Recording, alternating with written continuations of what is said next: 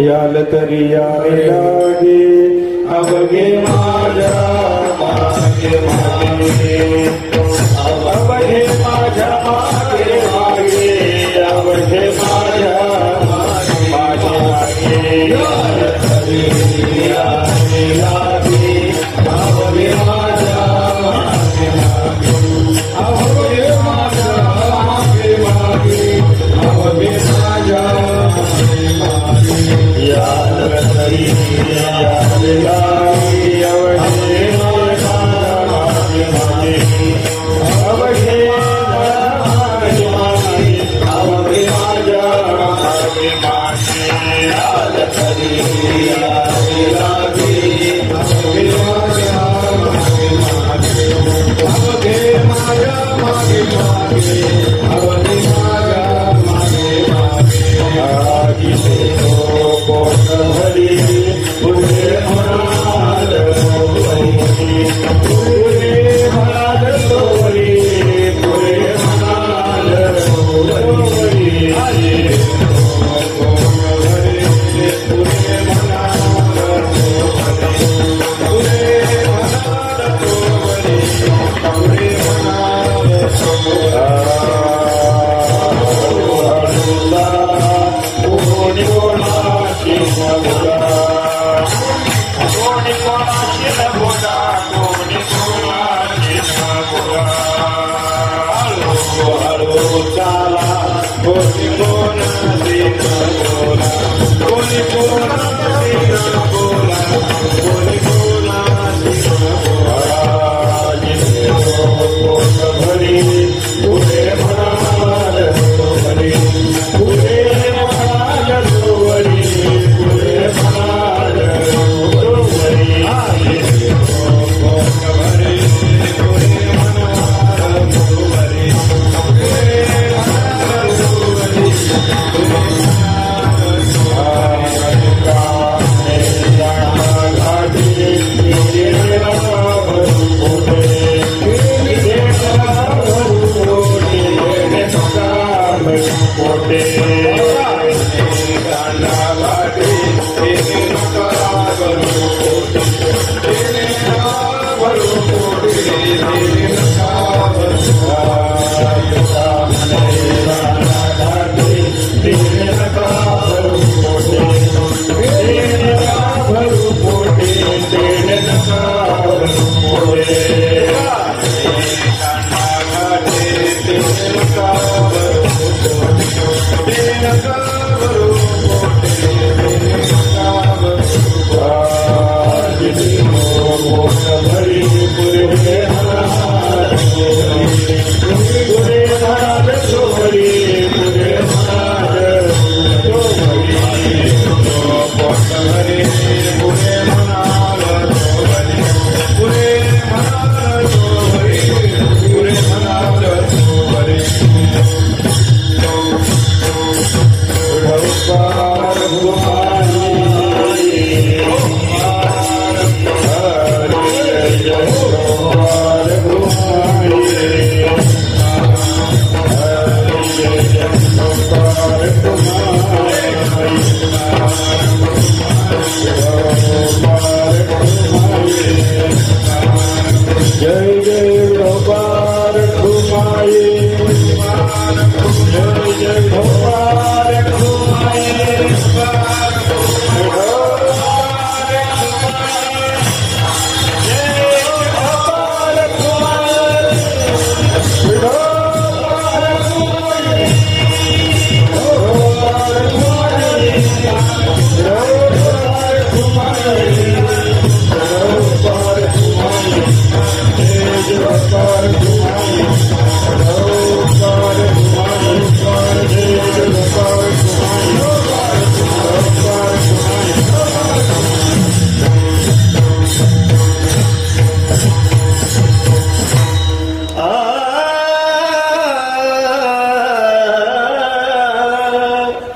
याल तरी यारे लागे याल तरी यारे लागे याल तरी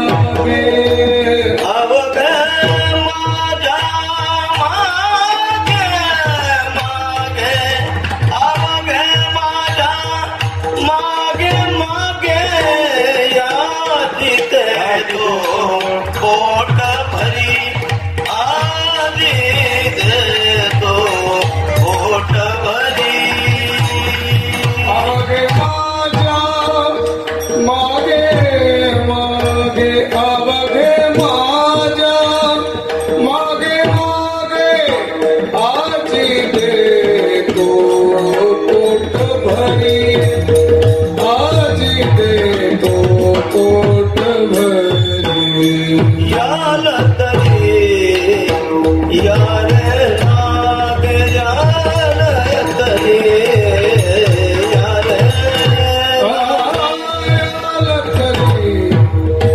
यार लागे याल तरी यार लागे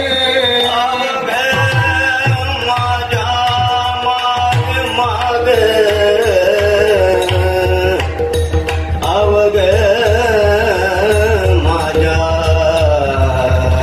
मागे मागे अवघे अवघे अवघे माझ्या मागे अवघे अवघे माझ्या मागे मागे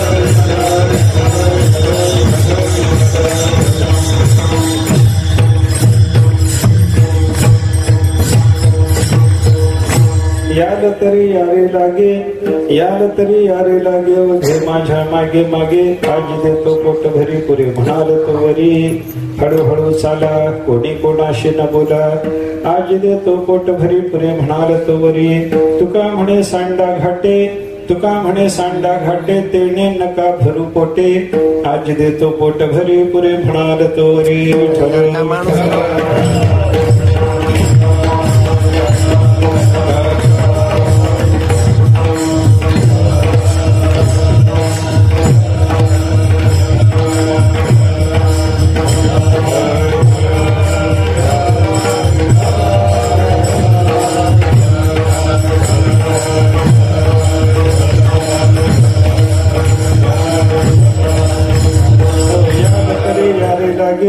याल तरी यारे लागे घे माझ्या मागे मागे आज देतो पोट भरी पुरे म्हणाल तो वरी नमो ज्ञानेश्वरा नमो ज्ञानेश्वरा नमो ज्ञानेश्वरा नमो ज्ञानेश्वरा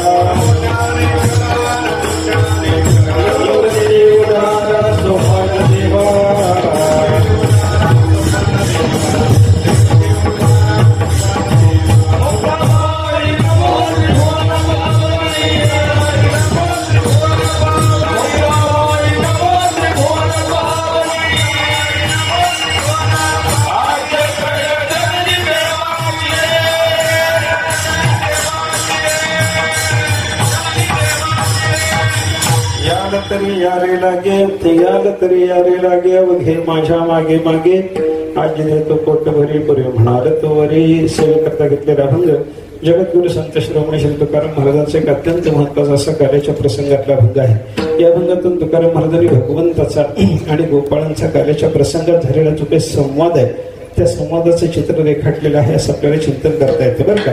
कार्याचा प्रसंग म्हणला की भगवान आणि गोपाळ या दोघांचा संबंध आहे आणि दोघांच्या संबंधाला किंवा एकापेक्षा अनेकाचा संबंध एका ठिकाणी यायला लागला की त्या सगळ्यांच्या मध्ये अनेकाच्या मध्ये काही ना काहीतरी परस्पर संवाद झाल्याशिवाय राहत नाही ही गोष्ट आपल्या लक्षात घेतली पाहिजे। आणि त्या दृष्टीने जर विचार केला तर गोपाळ आणि भगवान श्रीकृष्ण परमात्मा एका ठिकाणी आले किंवा परमात्मा नसताना गोपाळ परस्परात एकमेकाच्या ठिकाणी आले तर मग त्यांच्यामध्ये परस्परात जो संवाद झाला त्याचं चिंतन आपल्याला कार्याच्या प्रसंगात त्या भंगातून अनेक पद्धतीने पाहायला मिळतं। विठ्ठल विठ्ठल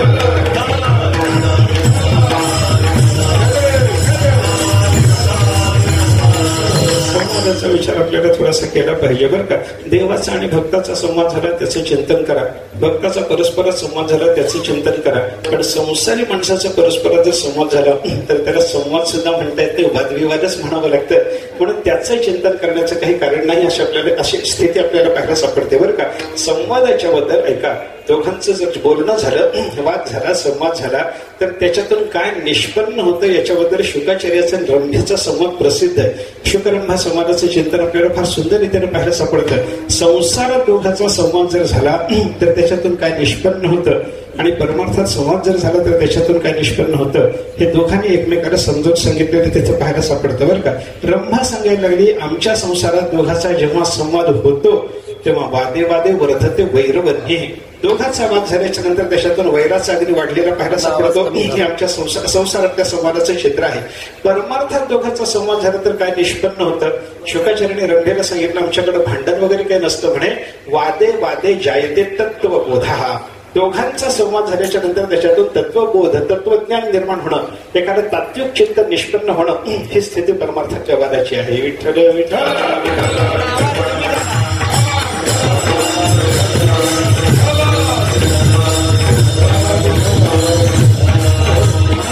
कोणता असावा? संसारातला वाद त्याचे चिंतन करण्याचं कारण नाही। परमार्थातला दोघांचा जर संवाद झाला, वाद झाला तर त्याचे चिंतन आपल्याला करता येतं। दोघा संतांचा संवाद त्याचंही चिंतन करा आणि देव भक्ताचा संवाद त्याचंही चिंतन करा, असं संवाद याच्याबद्दलची आपल्याला स्थिती पाहायला सापडते बरं का।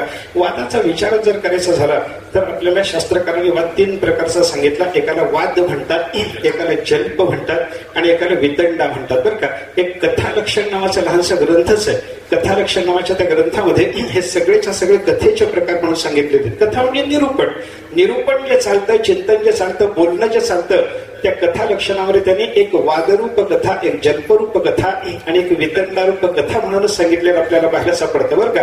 वाद कशाला म्हणायचं, जल्प कशाला म्हणायचं आणि वितंडा कशाला म्हणायचं याचं लक्षण सांगत असताना त्यांनी असं सांगितलं, तत्व बुभुत्सो कथा वादहा. बर का, तत्व बुभुत्सू कोणी जर असला, बुभुत्सू म्हणजे बोद्धुम इच्छुक बुभुत्सू, बर का, जाणण्याची ज्याला इच्छा आहे, जिज्ञासू ज्याला म्हणतात त्यालाच बुभुत्सू म्हणतात बरं का. बोध धातू वापरून शब्द तयार केला काय आणि ज्ञा धातू वापरून शब्द तयार केला काय. ज्ञा म्हणजे जाणण्याचे, बुधबोध म्हणजे जाणण्याच आहे. जाणण्यात या अर्थाचा कोणताही धातू वापरून त्याच्यावरून इच्छार्थक सन प्रत्येला जर शब्द तयार करायचा झाला तर त्याच्यामध्ये एक ज्ञा धातूवरून शब्द तयार झाला तर त्याला जिज्ञासा म्हणतात आणि मग तो जिज्ञासू असतो. हा बुध धातूवरून जर शब्द तयार झाला तर त्याला बुभुत्सा म्हणतात आणि तो जाणणारा जो असतो, जाणून घेऊन इच्छेणारा जो असतो त्याला म्हणतात बुभुत्सू बरं का. बुभुत्सू, तत्व बुभुत्सू जर कोणी असला म्हणजे तत्व जाणून घेण्याची इच्छा करणारा जर कोणी असला तर त्याच्या तत्व जाणून घेण्याच्या इच्छेच्या निमित्तानं त्यानं केलेला जो वाद असतो त्याला काय म्हणायचं, त्याला वादच म्हणतात. विठ्ठल विठ्ठल.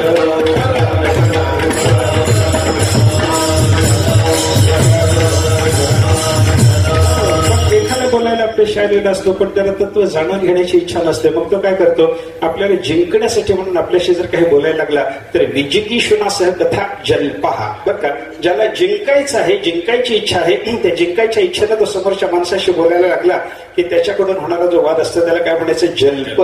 जल्पामध्ये काय, आपला पक्ष मांडून त्या समोरच्या माणसाला जिंकायचं असतं. आणि वितंडा नावाचा जो वाद असतो, वितंडा नावाची जी कथा असते त्याचं लक्षात सांगत असताना शास्त्रकारांनी असं सांगितलं, स्वपक्ष स्थापन हे ना वितंडा. त्याला आपला स्वतःचा पक्षच नसतो. माझं एक मांडायचं, माझं मांडता मांडता तुला जिंकायचं असं नाही, माझं काहीच नाही, फक्त तुला जिंकायचंय. विठ्ठल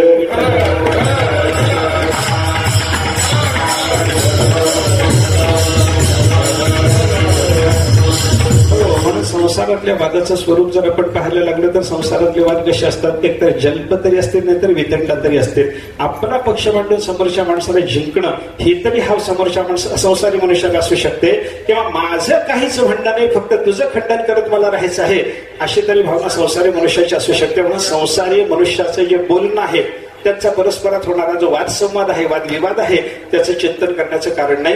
तत्व जाणण्याच्या इच्छेनं ज्या दोघांचं बोलणं झालं त्याला काय म्हणायचं, त्याला वाद म्हणायचं, त्याला संवाद म्हणायचं. त्या संवादाचं चिंतन आपल्याला केलं पाहिजे बरं का. आता तत्व जाणण्याच्या इच्छेनं वाद करणारे, ऐका, तत्व बुभुत्सू असलेला मनुष्य सुद्धा एकमेकाशी काहीतरी बोलत असतात, बोलत असलेले आपल्याला पाहायला सापडतात. आणि तत्व बुबोध ईशा ज्यांना आहे, म्हणजे तत्व जाणवून देण्याची ज्यांना इच्छा आहे, बुबोध इच्छा म्हणजे बोद्धुम इच्छा, बुभुत्सा हे जसं आहे तसं जाणवून देण्याची जी इच्छा असते तिला बुबोध इच्छा म्हणतात बरं का. जशी जिज्ञासा आहे आणि जिज्ञापयिषा आहे बरं का. जिज्ञापयिषा म्हणजे जाणवून देण्याची इच्छा, जिज्ञासा म्हणजे जाणून घेण्याची इच्छा आणि जिज्ञापयिषा म्हणजे जाणवून देण्याची इच्छा. तशी बुभुत्सा म्हणजे जाणून घेण्याची इच्छा आणि बुबोध ईशा म्हणजे जाणवून देण्याची इच्छा. दोन्ही इच्छा असल्या पाहिजेत बरं का. आपल्याला स्वतःला काही जाणवून घेण्याकरता साधक काहीतरी बोलत असतो वडीलधाऱ्या माणसाशी, आणि सगळ्या जगाला काहीतरी तत्व जाणवून देण्याकरता महात्मा जगाशी बोलत असतो. विठ्ठल विठ्ठल.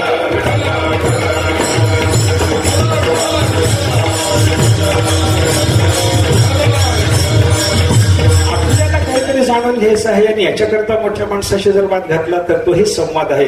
आणि साधकाला काहीतरी जाणवून द्यायचं आहे, तर जाणवून देण्याच्या इच्छेनं साधकाशी जर काही वाद घातला तर त्या महात्म्याच्या बोलण्याला सुद्धा आपल्याला संवादच म्हणता येतं. विठ्ठल विठ्ठल.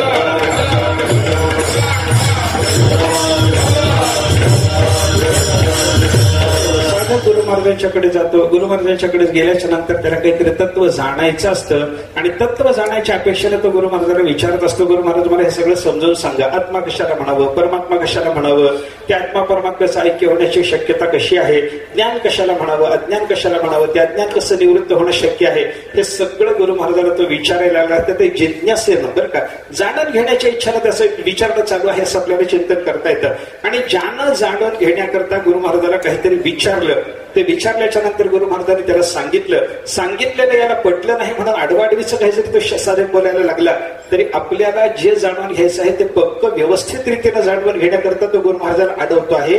जिंकण्याकरता किंवा त्यांचा पक्ष खोडण्याकरता तो गुरु महाराजांना अडवतो आहे असं समजायचं कारण नाही. म्हणून तो संवाद महत्वाचा आहे. विठ्ठल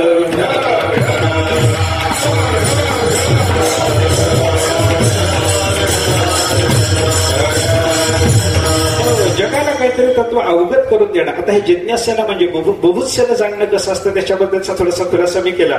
आणि जाणवून देण्याकरता एखाद्या महात्म्याचं जर बोलणं असलं, बघा तुम्ही ज्ञानेश्वर महाराज नामदेव महाराज यांचं संवादाचं चिंतन करा ना. दोघं जण तीर्थयात्रेला निघाले. तीर्थयात्रेला जात असताना रस्त्याला जाता जाता ज्ञानेश्वर महाराजांनी नामदेव महाराजांना काही प्रश्न विचारले आणि त्या प्रश्नाचे नामदेव महाराज उत्तर द्यायला लागले. तर ज्ञानेश्वर महाराजांना जाणून घेण्याची इच्छा आहे की जाणवून देण्याची इच्छा आहे? काय म्हणतात? ज्ञानेश्वर महाराजांना जाणून घेण्याची इच्छा म्हणता येणारच नाही. अरे त्यांना जाणून घेण्याची इच्छा आहे असं म्हणलं तर जाणवून देणाऱ्या जगामध्ये कोणी राहणारच नाही.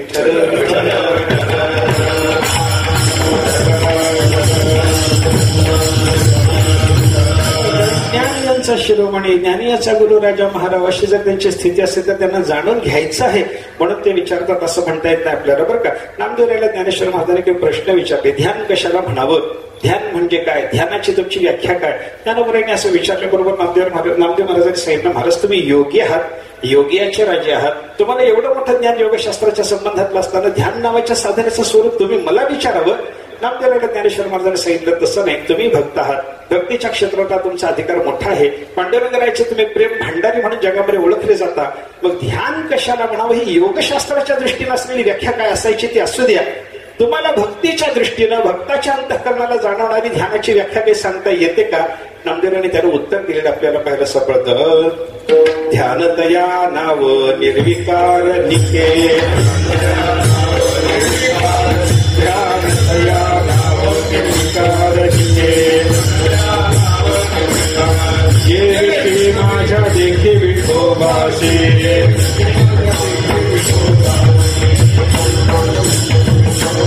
ध्यान तया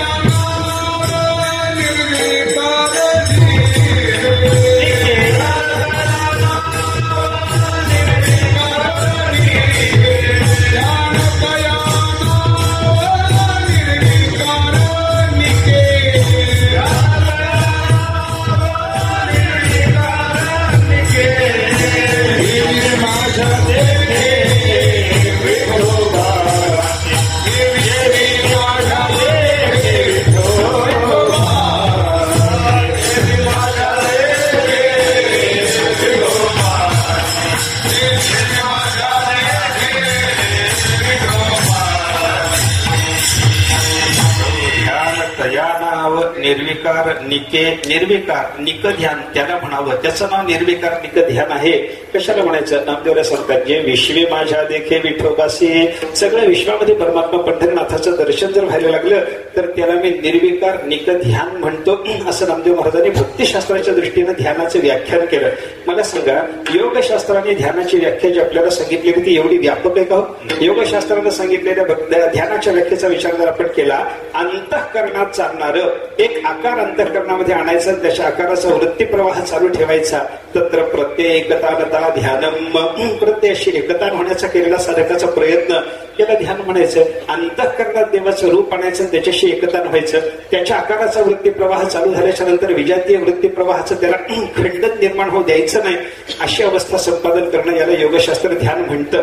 म्हणजे योगशास्त्रात ध्यानात परमात्माच पाहायचा असतो पण तो हृदयात, आणि भक्तिशास्त्रात परमात्मा ध्यानामध्ये पाहायचा असतो तो सगळ्या जगामध्ये. कोणाची व्याख्या व्यापक आहे सांगा ना? योगशास्त्र मोठे का भक्तिशास्त्र मोठे? इथंच आपल्याला बोध होतो. विठ्ठल विठ्ठल.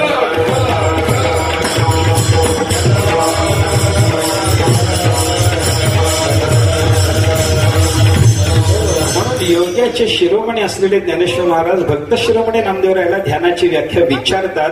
मला सांगा, इथं बुबोध ईशा आहे का बुभुत्सा आहे? चिंतन केलं तर इथं बुबोध ईशा आहे. सगळ्या जगाला भक्तीच्या दृष्टीनं असलेलं ध्यानाचं व्याख्यान कळालं पाहिजे.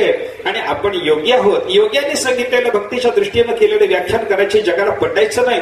म्हणून एका भक्त श्रेष्ठाच्या मुखातून ते भक्तीच्या दृष्टीनं असलेलं ध्यानाचं व्याख्यान जगाला जर आपण अवगत करून दिलं तर ते जगाला सहजरीतीने ग्रहण होण्यासारखं आहे असा विचार करून ज्ञानेश्वर महाराज प्रश्न विचारतात तर नामदेव महाराज उत्तर देतात. मग या प्रश्नोत्तराच्या रूपानं ज्ञानोबा आणि नामदेव महाराजांचा जो संवाद झाला तो बुभुत्सेनं नाही, बुबोध ईश्येनं झाला. बुभुत्सेनं झालेला गुरु शिष्यातला संवाद आणि बुबोध ईश्येनं झालेला दोन महात्म्यातला संवाद, या दोन्ही संवादातून तत्वचिंतनच निर्माण होतं. विठ्ठल विठ्ठल.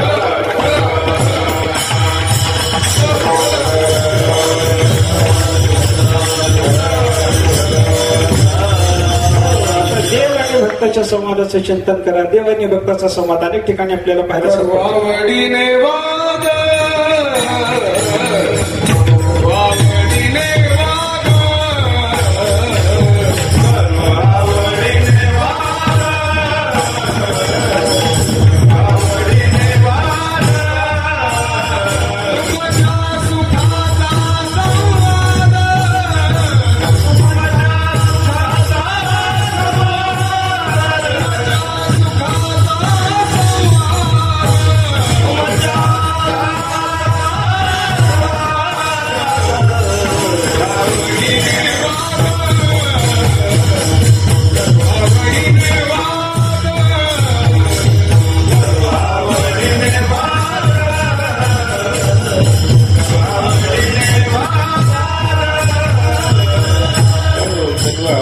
वाद तुमच्या सुखाचा किंवा तुझ्या सुखाचा संवाद. परमात्म्याशी बोलत असताना संत महात्म्याने सांगितलं की देवा तुमच्या सुखाचा संवाद करू, सम्यक वाद करू, योग्य पद्धतीने वाद करू, योग्य पद्धतीनं तुमचं जे सुख आहे, ब्रह्मसुख आहे, ते जगामध्ये मांडण्याचा प्रयत्न करू.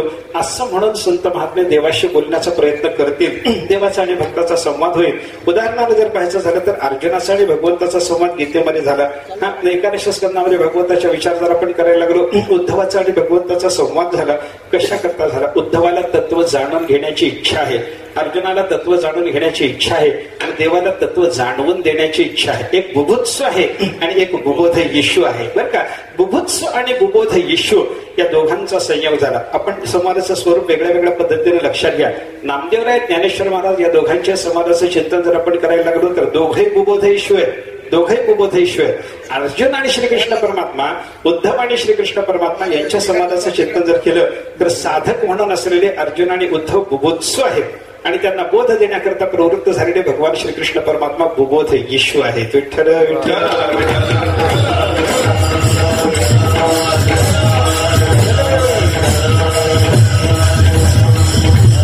एक बुभुत्सू असावा, एक बुबोधेश्व असावा. दोघेही बुबोधेश्व असावेत. या दोघांच्या मध्ये होणारा संवाद जसा असू शकतो तसे दोघेही बुभुत्सूच जरी असतील तरी परंतु त्यांच्यामध्ये सुद्धा संवाद होऊ शकतो की नाही. दोन साधक एका ठिकाणी आले, यानं काहीतरी बोलायचं. चिंतन करताना काय असतं हो, एखादा पाठ झाला, समजा आपल्याला एखाद्या गुरुजीने पाठ समजावून सांगितला, पाठ समजावून घेणं झाल्याच्या नंतर त्या पाठाच्या बद्दल साधक बाधक चर्चा करून तो पाठ आत्मसात करण्याच्या दृष्टीनं दोन विद्यार्थी एका ठिकाणी पाठाचे चिंतन करायला जर बसले तर हाही विद्यार्थी पाठातलं चिंतन त्याला सांगतो, हाही विद्यार्थी त्याला पाठातलं काहीतरी सांगत बसतो.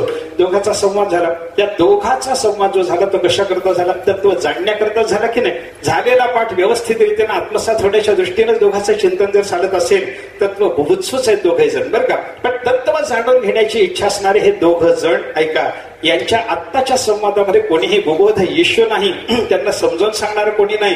पण कोणीही समजावून सांगणारा नसताना एखाद्या समजावून सांगणाऱ्या महात्म्याच्याकडून जे अगोदर थोडंसं समजावून घेतलेलं आहे ते दृढ करून घेण्याकरता दोन साधकात झालेला संवाद तो सुद्धा कल्याणाचाच आहे. विठ्ठल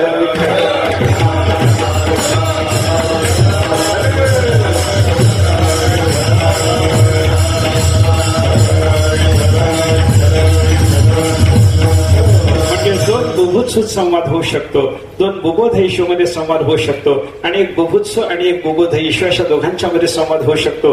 आणि या सगळ्याच्या संवादातून निर्माण होणार जर काय असतं तर वादे वादे जायते तत्वबोधा. त्यांच्या वादातून तत्वबोधच निष्पन्न होतो. म्हणून त्यांच्या वादाचे चिंतन करा. बाकी संसारातला वाद जर पाहिला तर त्या वादातून वैरवन्य निष्पन्न होणार असल्यामुळे त्यांच्या वादाचे चिंतन करण्याचं काही कारण नाही, हे लक्षात घ्या. प्रस्तुत आपल्याला चिंतन करायचं काल्याच्या अभंगाचं. या तरी यारे लागे या अभंगाचे चिंतन आपण पाहतो. या अभंगातून हे संवाद आहे. संवाद असताना या अभंगातला संवाद कोणाकोणाचा आहे? देवाचा आणि गोपाळाचा संवाद आहे. आता देव आणि गोपाळ यांच्या संवादाचं चित्र आपल्या समोर उभं करणारे असे जे तुकाराम महाराजांचे अभंग आपल्याला पाहायला सापडतात. त्या अभंगातून दोन चार प्रकारची स्थिती आपल्याला पाहायला सापडते. काही अभंग असेच आहेत की गोपाळ देवाला बोलायला गेले, गोपाळच देवाला बोलतात, देव त्या अभंगातून एकही शब्द बोलत नाही. काही अभंग असे आहेत की त्याच्यातून भगवानच गोपाळांना काहीतरी बोलतो, गोपाळाच्या तोंडचा एकही शब्द नाही. काही अभंग असे देवाला बाजूला ठेवल्या परस्परामध्ये गोपाळ तापसात काहीतरी चिंतन चाललेलं आहे, अशी स्थिती त्या अभंगातली आपल्याला पाहायला सापडते. पण काही अभंग असे आहेत त्याच्यात काही चरणातून देव बोलतो आणि काही चरणातून गोपाळ भगवंताला बोलतात. विठ्ठल विठ्ठल.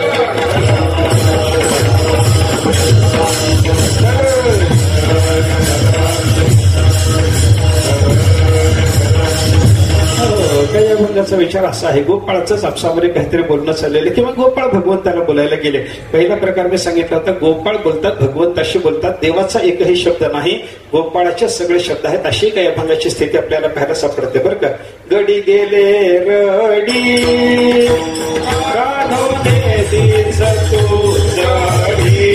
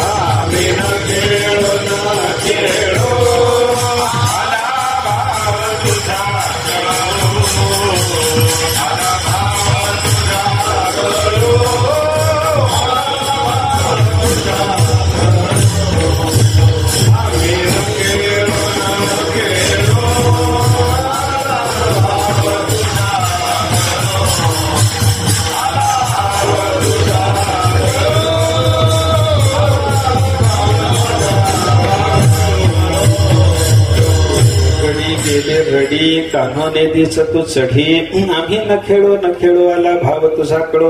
तुकाराम महाराजांनी या अभंगातून गोपाळ देवाशी काय बोलले. एका दिवशी सगळे गोपाळ रडकुंडीला आले म्हणे. गडी गेले रडी, रडी म्हणजे रडकुंडीला आलेले, रडवेले झालेले असे गोपाळ रडत रडत भगवंताच्याकडे गेले, म्हणायला लागले, गडी गेले रडी कान्होने दिस तू चढी. कान्होबा, आम्हाला खेळामध्ये तू कधी वरचढ होऊ देतच नाहीस म्हणे, म्हणून आम्ही तुझ्याकडे तक्रार करायला आलो. बाबा, आम्हाला कधीतरी वरचढ होऊ दे.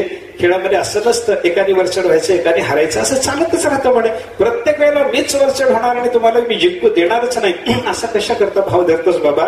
आम्ही न खेळो, आम्हाला जर तू जिंकू देणार नसशील देवा, तर आम्ही याच्यापुढे तुझ्याशी खेळामध्ये सहभाग घेणार नाही.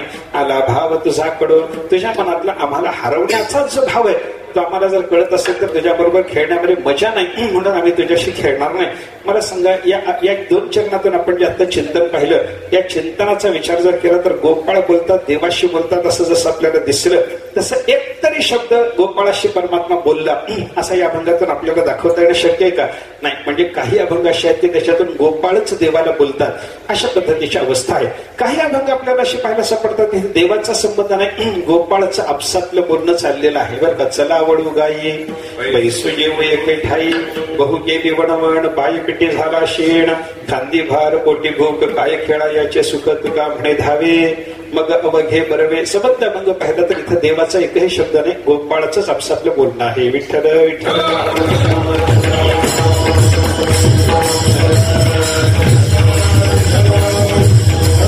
पहिला प्रकार संवादाचा आपण असा पाहिला की गोपाळ भगवंताशी बोलतात. दुसरा प्रकार आपण असा पाहिला की गोपाळ आपसात बोलतात. तिसरा प्रकार असा आहे, त्या अभंगातून काही चरणातून देव बोलतो आणि काही चरणातून गोपाळ बोलतात. उदाहरणाला जर सांगायचं झालं तर घ्या रे भोकरी भाकरी हा अभंग बघा. घ्या रे भोकरी भाकरी या अभंगाचा विचार जर आपण केला, पहिल्या 3 चरणातून सगळं देवाचं बोलणं आहे आणि शेवटच्या चरणातून मात्र फक्त गोपाळ बोलला देवाला बरं का. देवाने असं सांगितलं, घ्या भोकर घ्या, भाकर घ्या, दही भाताची शिदोरी घ्या, ताक बाजूला टाकून द्या वगैरे वगैरे देवाचं बोलणं इथं द्यायचं तसं घ्यायचं असतं वगैरे वगैरे सगळं देवाचं बोलणं ऐकल्याच्या नंतर देवाने सांगितलं होतं की काल्या करता उद्या शिदोरी आणताना माझे आहे तैसे पाहे, नाही तरी घरा जाई. माझी जशी शिदोरी असेल तशी शिदोरी आणा, मी लोणी आणणार आहे, तुम्ही सगळे जर लोणी घेऊन या. आई तुम्हाला जर लोणी देत नसेल तर घरामध्ये चोरी करा, पण काल्या करता लोणी घेऊन या. ही सगळी भाषा ऐकल्याच्या नंतर सगळ्या गोपाळांनी माना हलवल्या. ठीक आहे का बाबा, आम्ही लोणी आणू, घरात आई देत नसते तर चोरी करून आणू. पण हे सगळे गोपाळ बोलत असताना एक गोपाळ बाजूला हिरमुसला होऊन बसला होता. त्याला हिरमुसल्याला पाहिल्याच्या नंतर सगळ्या गोपाळाचं सांत्वन झालंय. सगळे गोपाळ आता लोणी आणायला तयार आहेत. हे कान्होबाच्या लक्षात आल्याच्या नंतर ते हिरमुसलेल्या गोपाळाच्याकडे परमात्मा बघायला लागले, विचारायला लागले, काय रे तुला लोणी उद्या काल्याला यायचं ना? यायचे देवा. लोणी आणणारेस ना? आणता येत नाही देवा.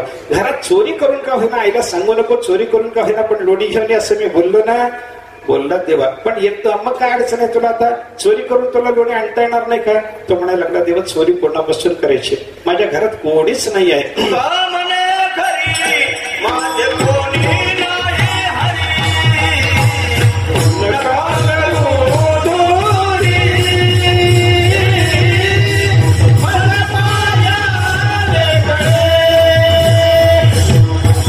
का म्हणे खरी माझे कोणी नाही हरी, नका करू दूरी,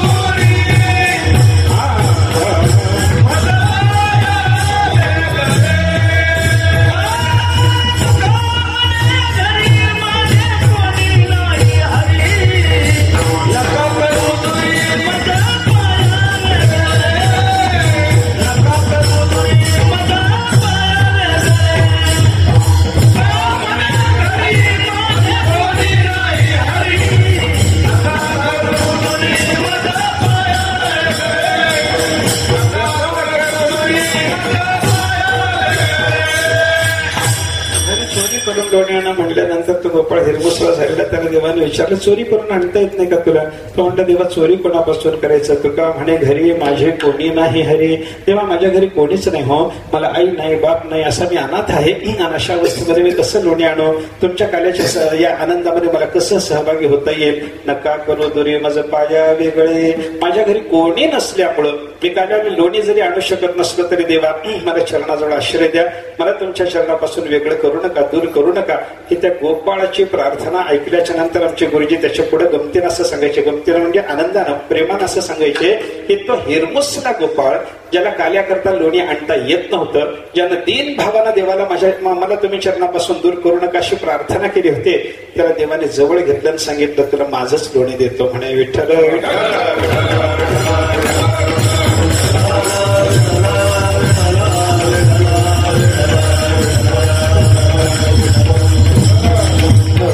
या अभंगाचा विचार मी कशा करता बोललो? देव आणि गोपाळ दोघांचं परस्पराशी बोलणं बरं का. हा तिसरा प्रकार आहे संवादाचा. काही चरणातून भगवान बोलतो आणि काही चरणातून भक्त म्हणजे गोपाळ भगवंत असे बोलतात. अशी त्या अभंगातली स्थिती आपल्याला पाहायला सापडते. 3 प्रकार आपण पाहिले. गोपाळच देवाला बोलतात, गोपाळच आपसात बोलतात. गोपाळ आणि परमात्मा या दोघांचंही एकमेकाला उद्देशून काही चरणातून बोलणं चाललेलं आहे. या 3 प्रकाराच्या नंतर चौथा प्रकार माझ्या समोरचा असा आहे की परमात्माच गोपाळाला उद्देशून काहीतरी सांगायला लागलेलं आहे. गोपाळ त्या अभंगामध्ये एकही शब्द बोलत नाही. अशा पद्धतीच्या अभंगाचं उदाहरण म्हणजे प्रस्तुतचा अभंग आहे. या अभंगामध्ये गोपाळाला उद्देशून परमात्मा बोलायला लागला, तुम्हाला स्वात्म सुख पाहिजे ना, तुम्हाला लोणी भोगायचंय ना, नाही लोणी भोगणं तुम्हाला तुमच्या स्वतःच्या शक्तीनं जमत नाही ना, आपला पण तुम्ही लोणी कमावू शकत नाही ना, मग एक काम करा, माझा लाग धरा, माझा माग धरा आणि माझा लाग धरून माझ्या मागे तुम्ही सगळे या. महाराज अभंगाच्या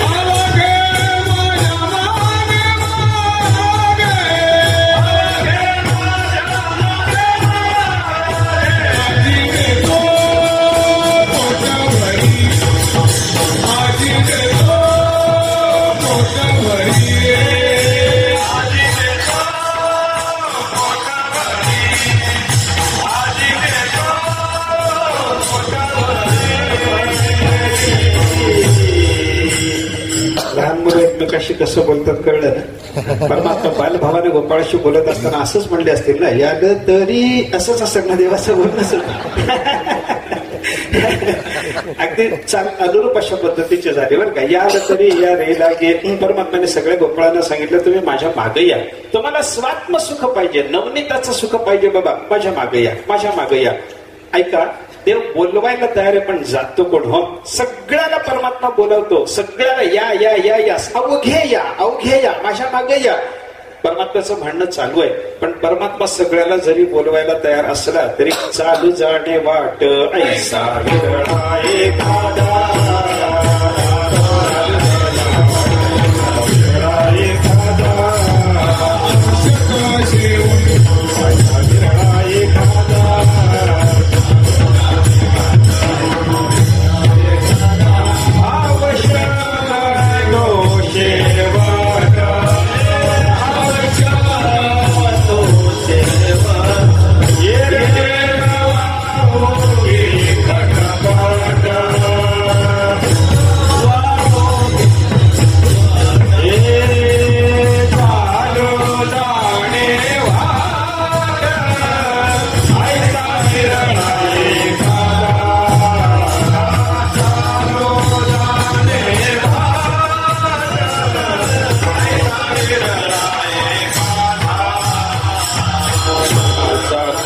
वाट ऐसा विरळा एखादा. परमार्थाची वाट चालायला सगळ्याला परवानगी जरी असली तरी सगळे मनुष्य मात्र म्हणून जन्माला आलेले परमार्थाच्या वाटेनं चालू शकतात. नाही, जीव म्हणून जन्माला आला परमार्थाच्या वाटेनं चालू शकतो असा नियम जरी असला तरी चालू जाणे वाट ऐसा विरळा एखादा. देव या म्हणतो, सगळ्यांना या म्हणतो, पण एखादा परमात्म्याच्या वाटेनं जाताना दिसतो. मनुष्याणाम सहस्रेषु कश्चित यतते सिद्धये यततामपि सिद्धानाम कश्चित माम वेत्ति तत्वतः.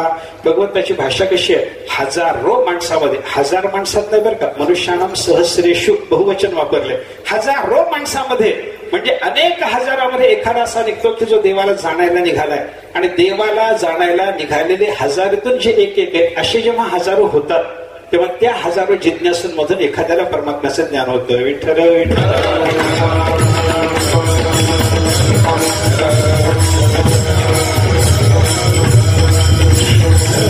देवाच्या पाठीमागे जावं गोष्ट तरी, पण सगळ्याला देव बोलवत असला तरी सगळे जायला तयार नाहीत. सगळ्या माणसांना गीतेची एक परिभाषा जर आपण पाहिली तर गीतेने एक माणसाची परिभाषा केली. माणूस कोणाला म्हणायचं त्या संबंधात गीतेने असं सांगितलं आपल्याला बरं का. मम वर्तमान वर्तन्ते मनुष्या पार्थ सर्वशः. मम वर्तमान अनुवर्तन्ते येते मनुष्य. अशा पद्धतीने तिथे एक मनुष्याची व्याख्या आपल्याला वेगळ्या पद्धतीने घेता येते बरं का. सर्वशः मम वर्तमान अनुवर्तन्ते, नेहमी करता, सर्वदा करता, सर्वशः म्हणजे संपूर्ण रीतीनं माझ्या मार्गाचं जे अनुसरण करतात त्यांनाच माणूस म्हणा.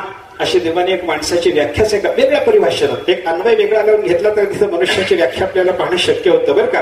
म्हणजे देवाची वाट चालून जातो त्यालाच माणूसपण आहे. पण त्याला माणूसपण आहे म्हणून सगळ्या मनुष्याला परमात्मा जरी बोलावत असला तरी सगळे काही जायला तयार नाहीत.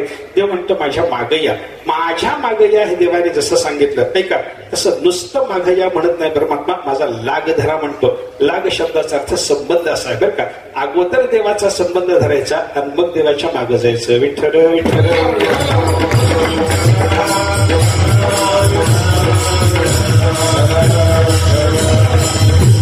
देवाचा संबंध धरणं झाल्याच्या नंतर देवाच्या पाठीमागे जाणं आहे बरं का.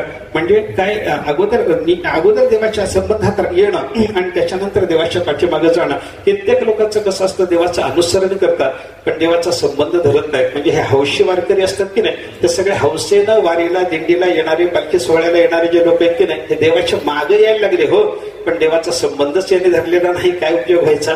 म्हणून संतांनी आपल्याला पहिल्यांदा काय सांगितलं, वारीला तरी या पण अगोदर होय होय वारकरी,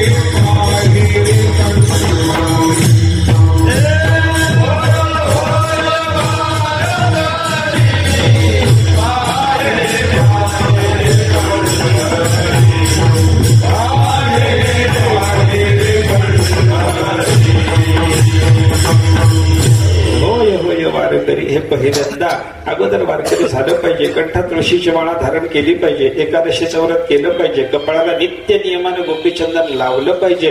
अशा पद्धतीचे सगळे नियमाची साधना करून त्या माणसाने वारकरी झाल्याच्या नंतर वारकऱ्याचे सगळे नियम सांभाळणं झाल्याच्या नंतर मग परमात्मा पंढरीनाथाचा माग धरावा, त्याच्या पाठीमागे लागावं, त्याचं अनुवर्तन करावं, अनुसरण करावं. त्याच्यामध्ये कल्याण आहे बरं का. नुसतं देवाचं अनुवर्तन करायला लागला त्याच्यामध्ये कल्याण होत नाही, त्याचा संबंध धरला पाहिजे. आणि देवाचा संबंध धरणं याचा अर्थ देवाचा अंकित दास होऊन राहणं आहे. विठ्ठल विठ्ठल.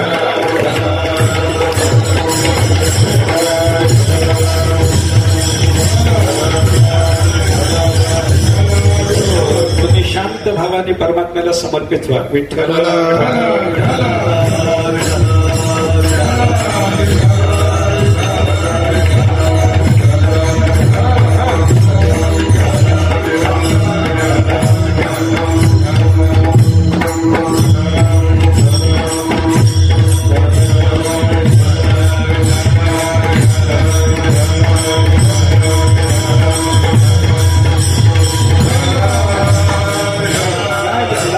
देवाच्या पाठीमागे जाण्याचा विचार आपण पाहत होतो. देवाचं अनुसरण तर करायचंच आहे, देवाच्या पाठीमागे जायचंच आहे. पण देवाच्या पाठीमागे जात असताना आपल्याला देवाचा अगोदर लाग धरणे म्हणजे संबंध धरणे आहे. हा संबंध धरणं देवाचं कशा पद्धतीनं होतं, अनेक पद्धती त्याच्याकरता भक्तिशास्त्राने आपल्याला सांगितलेल्या पाहायला सापडतात बरं का. देवाचा संबंध धरण्याकरता तुम्ही शांत भावानं देवाचा संबंध धरू शकता, तुम्ही वात्सल्य भावानं देवाचा संबंध धरू शकता, तुम्ही सख्य भावानं देवाचा संबंध धरू शकता, तुम्ही माधुर्य भावानं देवाचा संबंध धरू शकता, किंवा तुम्ही दास्य भावानं सुद्धा परमात्म्याचा संबंध धरू शकता. जसा संबंध तुम्हाला धरण्याची तुमच्या अंतःकरणाची योग्यता जाणवेल तशा पद्धतीचा देवाचा संबंध धरा, मग देवाच्या पाठीमागे जा. विठ्ठल विठ्ठल.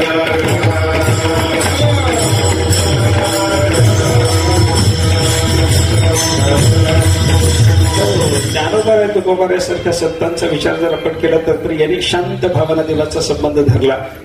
त्या नंद बाबा, यशोदा, त्याच्यानंतर वसुदेव, देवकी, रामचंद्र प्रभूचे पिताश्री असलेले दशरथ, कौसल्या या सगळ्याचा विचार करा. किंवा भगवान श्रीकृष्ण परमात्म्याच्या गुरुत्वाचा निर्वाह करणारे संदीपनी बघा, रामचंद्र प्रभूच्या गुरुत्वाचा निर्वाह करणारे वसिष्ठ मुनी बघा. या सर्वांनी परमात्म्याचा जो संबंध धरला होता तो वात्सल्य रसानं, वात्सल्य भावानं देवाचा त्याने संबंध धरला. माझा मुलगा आहे, माझा शिष्य आहे, माझा पाल्य आहे, मला याचं संरक्षण करायचं आहे, हे भावना अंतःकरण ज्यांच्या आहे ना त्यांचा देवाचा संबंध धरण्याचा प्रकार म्हणजे वात्सल्य रसाचा प्रकार.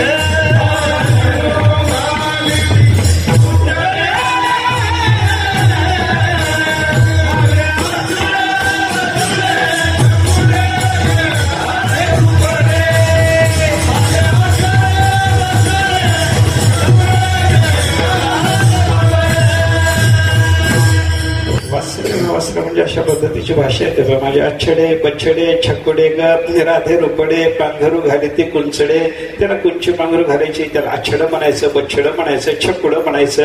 हे सगळे लहान लेकराला बोलायचे शब्द आपल्याला पाहायला सापडतात बरं का.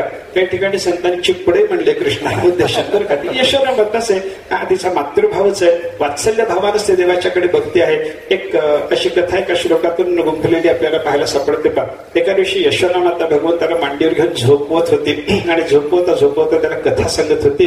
आणि कथा सांगत असताना तिला ते कथा सांगताना कृष्णाला झोप येते का कृष्ण कथा ऐकतो हे पाहण्याकरता कृष्णाला हो हो म्हणायला सांगितलं होतं. म्हणजे झोप लागली की कथा बंद करता येते म्हणून तो हो हो म्हणायला लागलेला, ही कथा सांगायला लागली. रामो नाम बभुव होम तदबला सीते ते होम अशा पद्धतीची ती कथा चालली होती बरं का. राम नावाचा एक राजा होऊन गेला. हो, त्याची बायको सीता होती. हो, त्याला एक लक्ष्मण नावाचा भाऊ होता. हो, रामाला वनवास झाला. हो, रामाच्या बरोबर लक्ष्मण आणि सीता वनवासामध्ये गेले. हो, हे सगळं चालू होतं बरं का. सीतेचं अपहरण रावणाने केलं. हो, तिला अशोक वाटिकेत ठेवलं होतं. हो, तिथं रामचंद्र प्रभू सगळी वानर सेना घेऊन त्या लंकेवर आक्रमण करायला गेले. हो हो, चालूच होतं बरं का. आणि सगळं चालू असताना आक्रमण करायला रामचंद्र प्रभू तिथे गेले. हे ऐकल्याबरोबर भगवान श्रीकृष्ण परमात्मा मांडीवरून उठून उभे राहिले. थरथर थरथर कापायला लागले. लाल लाल डोळे झालेले होते. आणि अशा थरथरत्या अवस्थेमध्ये यशोदा मातेसमोर उभे राहून म्हणायला लागले, लक्ष्मणा, माझं धनुष्यबाण आण बरं बघू. या रावणाचा समाचारच घेतो आता म्हणे. त्याच्याशी थरथर ती अवस्था बघितल्या बरोबर यशोदा मातेने त्याला धरलं, मांडीवर घेतलं, पुन्हा एकदा जोरात धप्पटा दिला आणि सांगितलं, काट्या चिपड्या तू राम होय रे. चिपड्या तू राम होय रे. ही यशोदा मातेची भाषा जरी असली तरी परंतु रामच असताना यशोदा माता त्याला तू राम आहेस का रे. ही कथा फार जुनी आहे रे, हजारो वर्षापूर्वीची कथा. आणि तुझ्या ठिकाणी रामाचा आवेश झाल्याप्रमाणे तू एकदम उठलास, धनुष्यबाण मागायला लागलास, लक्ष्मणा माझं धनुष्य कुठे म्हणायला लागलास. असं चालत नाही. असं म्हणून कार्ट्या झोप झोप म्हणून त्याला धपधपाटे घालून घालून यशोदा मातेनं जर झोपवणं केलं असेल तर यशोदा मातेनं देवाचा जो संबंध धरलाय तो कोणता, वात्सल्य रसाचा संबंध आहे. विठ्ठल विठ्ठल.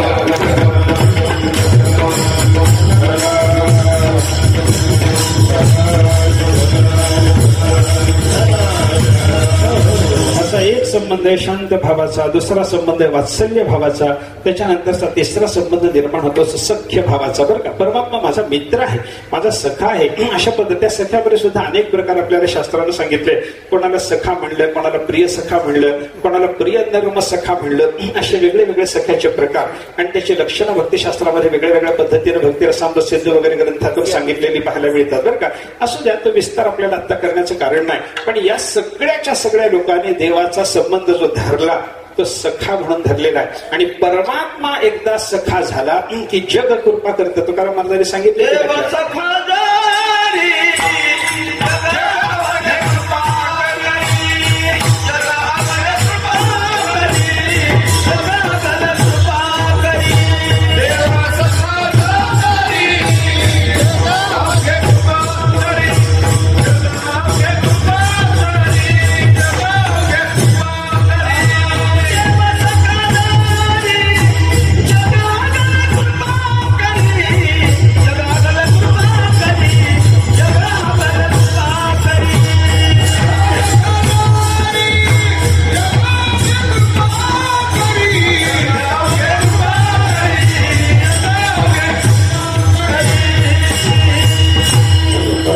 बालमित्र असलेले गोपाळ किंवा देवसखा जरी जग अवघे कृपा तरी हा नियम ठाऊ झाल्याच्या नंतर परमात्म्याच्या सख्यामध्ये प्रवृत्त झालेले संत महात्मे त्या सगळ्यांचा विचार जर आपण केला तर यांनी देवाचा संबंध धरताना, लाग धरताना सख्य भावाने लाग धरलेला आहे ही गोष्ट लक्षात घेता येते.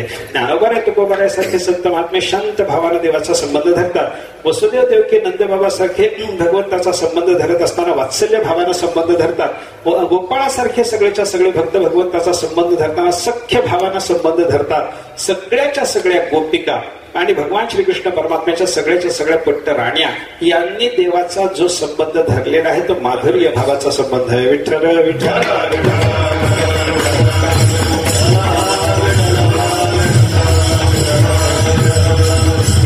माधुर्य रसाचं समास्वादन करण्याकरता म्हणून परमात्म्याच्या ठिकाणी कांतभाव पाहिजे आणि आपल्या स्वतःच्या ठिकाणी कांताभाव पाहिजे. माधुर्य रसाचं समास्वादन करणारे आधुनिक भक्त जर आपल्याला पाहिजे झाले तर प्रज्ञाचक्षु गुलाबराव महाराज त्यांनी माधुर्य रसाचं समास्वादन केलं होतं. ज्ञानोबारायांची मी कन्या आहे आणि ज्ञानोबारायांनी मला प्रेमाने भगवान श्रीकृष्ण परमात्म्याला समर्पित केलेलं आहे. मी कृष्ण भार्या आहे, कृष्ण कांता आहे, भगवान माझे पतिदेव आहेत, अशा पद्धतीची भावना त्यांनी धारण केलेली. सगळे भक्त ज्ञानोबारायांनी तशी भावना धारण केली नाही का हो. निवृत्ती प्रसादे मी गोवळी वो, ऐक नाही, निवृत्तीनाथ महाराजांच्या कृपा प्रसादाने मी गोवळी आहे, गवळण आहे, गोपिका आहे हे ज्ञानेश्वर महाराज जर बोलत असतील तर ज्ञानेश्वर महाराजांचा कन्या भाव धारण करून गुलाबराव महाराजांना तसं बोलायला काय अडचण आहे. बोला विठ्ठल.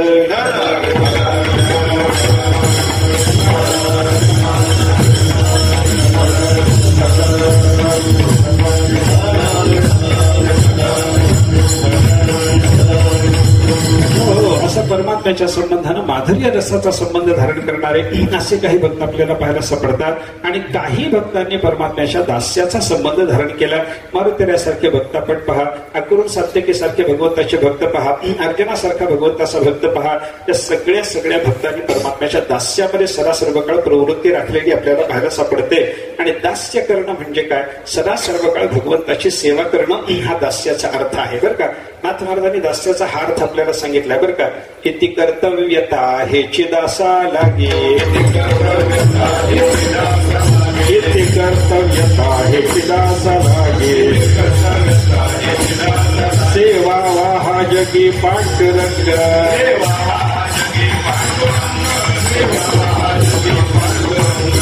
कर्तव्यता हेची दासा लागे, कर्तव्यता हेची दासा लागे, सेवा वाहा जगी पांडुरंग,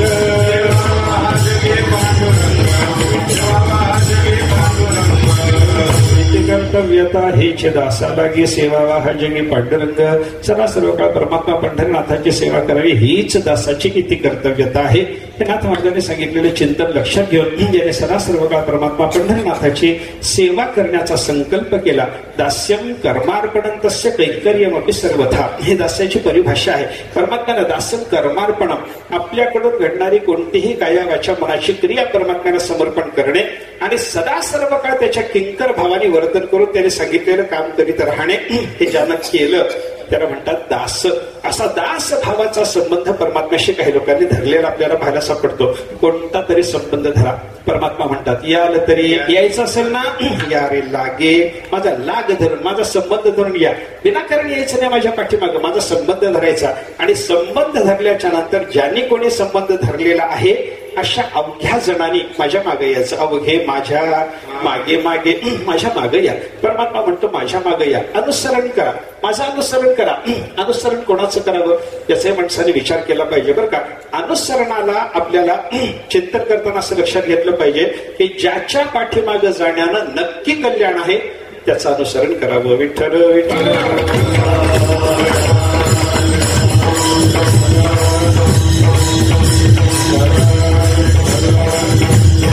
देवाचं अनुसरण करा, कल्याण आहे. संतांचं अनुसरण करा, कल्याण आहे. शास्त्राचं अनुसरण करा, कल्याण आहे. बाकी कोणाचं अनुसरण केलं, संसारी जीवाचं अनुसरण केलं तर कोणाचं कल्याण झालं असं दिसत नाही. विषयाचं अनुसरण केलं वाटोळ होतं, विषयांधाचं अनुसरण केलं त्याहीपेक्षा वाटोळ होतं. विषयाच्या अनुसरणापेक्षा विषयांधाचं अनुसरण फार वाटोळ करणार आहे, अधिक वाटोळ करणार आहे बरं का. विषय वाईट त्यांचं अनुसरण नको, विषयांधाचं अनुसरण नको, सामान्य संसारी जीवाचं अनुसरण नको, दुर्जनाचं अनुसरण नको. मग अनुसरण कोणाचं करायचं? देवाचं, संताचं, नाहीतर शास्त्राचं अनुसरण केलं आपलं कल्याण होणार आहे बरं का. देवाच्या अनुसरणामध्ये कल्याण आहे. अनुसरेतो अमर झाला अंतरला संसार, असं संतांनी चिंतन आपल्याला सांगितलं. देवाचं अनुसरण कल्याणाचं आहे. संताचं अनुसरण करावं की नाही? संताचं अनुसरण करावं की नाही? मार्ग दावून गेले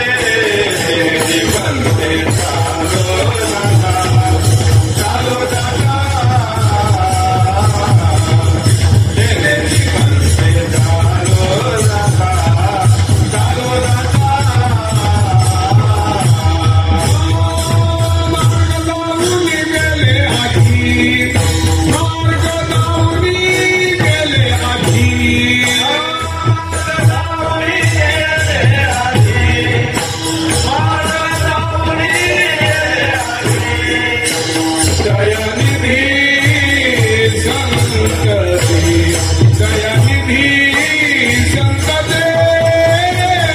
देण्याची पंथे चालू आता देण्याची पंथे चालू आता दयानिधी संत दे दयानिधी संत दे देण्याची पंथे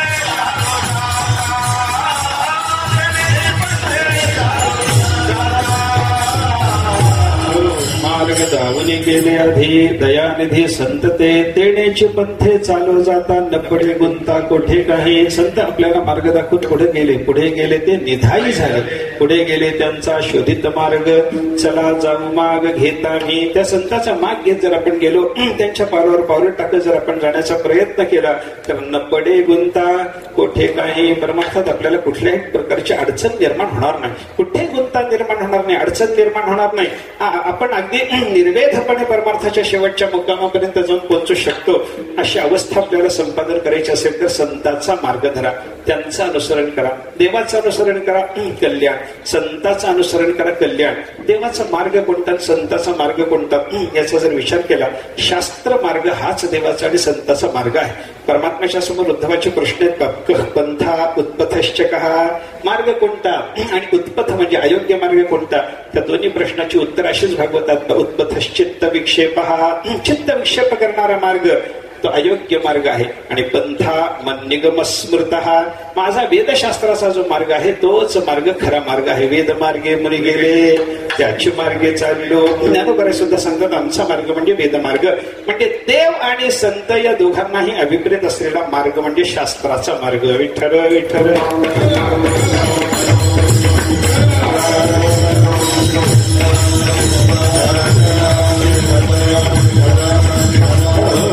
म्हणजे अनुसरण करायचं झालं तर आपण कोणाचं अनुसरण करावं, देवाचं आणि संतांचं अनुसरण करावं. सगळ्यांना परमात्मा म्हणतो माझा माग लाग धरा, संबंध धरा, माझ्या पाठीमागे या. आणि माझ्या पाठीमागे या असं भगवंतांनी सांगितल्याच्या नंतर सगळ्या गोपाळांनी देवाला विचारलं, देवा येऊ तुझ्या मागे आम्ही, पण तुझ्या मागे येण्याचा परिणाम आम्हाला कधी आणि काय भोगायला मिळणार आहे. मला दुसऱ्या चरणातून सांगतो आजी देतो कोण भरे, आजी देतो भरे, आजी देतो आजी देतो कोण भरे, आजी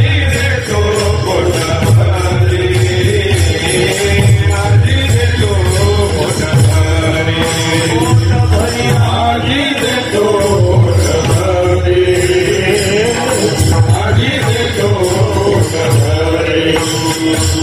पुरे म्हणाला तो वारी, पुरे म्हणाला तो वारी, आई देतो कोण भरे, आजी देतो कोण भरे, आई देतो कोण भरे, आई देतो कोण भरे.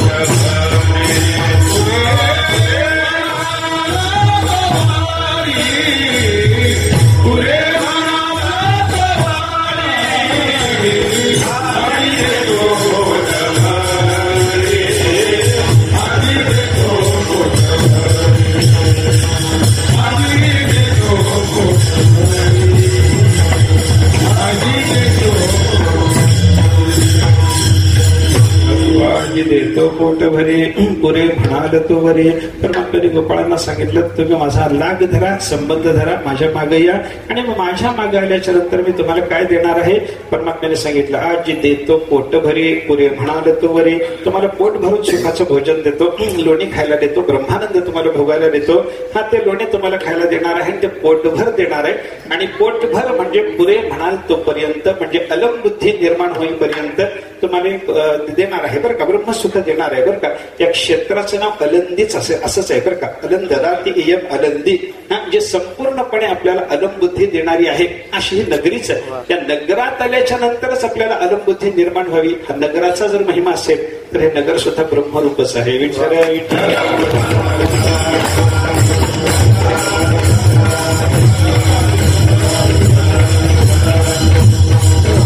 पुरे म्हणाल म्हणाल तोवरी, तुम्ही पुरे म्हणाल तोपर्यंत तुम्हाला सुखाचं भोजन मी देणार आहे असं परमात्मा बोलला. कधी देणार देवा? आज देतो. तुम्ही माझं अनुसरण, आज हा शब्द वर्तमान कालाचा वाचक आहे बरं का. आज म्हणजे आजच्या दिवशी, म्हणजे वर्तमान कालामध्ये. वर्तमान कालात म्हणजे तुम्ही ज्या दिवशी माझं अनुसरण केलं त्याच दिवशी मी तुम्हाला सुखाचं भोजन देणार आहे. अनुसरणाच्या दिवसाच्या नंतर काही काळमध्ये जातो आणि नंतर मी तुम्हाला सुखाचं भोजन देतो असं नाही. तुम्ही माझा माग धरा, धरल्या धरल्या तुम्हाला मी सुखाचं भोजन देणार आजच आजच बरं का. ज्ञानेश्वर आहे तुकाराम महाराजांनी तर आजी म्हणलं, ज्ञानोबारांनी तरी ते एक वटवणी जी एक क्षणी अनुसरले गा माझी वाहणी, ते माझी दयाची चिंतवणी मजची पडली. एक वटून भक्त महात्मा ज्या क्षणात देवाचं अनुसरण करतो त्या क्षणापासून भक्ताची सगळी चिंता परमात्मा वाहतो. विठ्ठल विठ्ठल.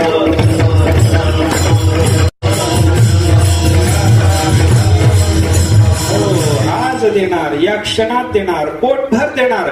काही लोकांना पोटभर देणं शक्य होतच नाही बरं का. त्याचं पोट असतं का पोत असतं कळायला मार्ग नसतं. त्या लोकांचं पोट भरतच नाही. हा तुम्ही बघा किती खातात माणसं. काही लोक त्याचं काही गणित आपल्याला लावता येत नाही. भीमाचं पोट भरत नाही म्हणतात बरं का. भीमाच्या पोटामध्ये वृक्क नावाचा अग्नी असल्यामुळे त्याला वृकोदर म्हणतात. आणि वृकोदर असल्यामुळे त्यानं खाल्लेलं सगळं त्या वृक्क नावाच्या अग्नीने भस्म केलं. त्याला पुन्हा काही पोट भरलं नाही अशाच पद्धतीची भावना असते बरं का. एकदा त्या रुक्मिणी मातेच्या अंतःकरणात अशी इच्छा निर्माण झाली की आपण भीमाला बोलवावं, जेव घालावं. त्याचं कारण काय? भीमाला जेव घालायचं रुक्मिणी मातेच्या मनात काय यावं त्याचं कारण मला ज्ञानेश्वरीत मिळालं. सुगरणी आणि उदारे, रसज्ञ आणि जीवनहारे. ज्ञानेश्वर महाराजांनी एक जोडी सांगितलेली आहे. जी स्त्री सुगरण आणि उदार आहे त्या स्त्रीला आपला सुगरणपणा आणि आपला उदारपणा प्रकट होण्याच्या दृष्टीनं रसज्ञ आणि जेवणारा कोणीतरी पाहिजे वाटतो. उदारपणा व्यक्त होण्याकरता भरपूर जेवणारा आणि सुगरणपणा व्यक्त होण्याकरता चव जाणून जेवणारा बरं का. चव घेत आणि भरपूर जेवणारा असं भेटला की त्या सुगरण आणि उदार स्त्रीला बरं वाटतं. रुक्मिणी माता जर रसद हे सुगरण आणि उदार असेल तर तिला भीमाची अपेक्षा का झाली हे ज्ञानेश्वर महाराजांनी सांगितलेल्या जोडीतून सहज कळतं की नाही. म्हणजे तुम्हाला कोणतंही कोडं पडलं तर ते कोडं उलगडून घेण्याकरता आपल्याला दुसरीकडे जायची गरज नाही. ज्ञानोबाच्या शरण सगळीच कोडी उलगडून टाकतात आपल्याला बरं का. काय वाटतं ते ज्ञानेश्वर महाराज आपल्याला सांगायला तयार आहेत, तुकाराम महाराज आपल्याला सांगायला तयार आहेत. आपण त्या बुद्धीनं फक्त त्यांना विचारायला, अनन्य शरणतेनं विचारायला सुरुवात केली पाहिजे. ते वाटते ते सांगतात बरं का. आमचे वडील असं सांगायचे की ज्ञानेश्वरीतल्या सिद्धांताच्या आणि ज्ञानेश्वरीतल्या दृष्टांताच्या सगळ्याच ओव्या आपल्याला मार्गदर्शन करणारे आहेत. दृष्टांताच्या ओव्या आत्मसात जर केल्या तर संसार सुधारतो म्हणून, आणि सिद्धांताच्या ओव्या आत्मसात केल्या की परमार्थ सुधारतो. विठ्ठल विठ्ठल.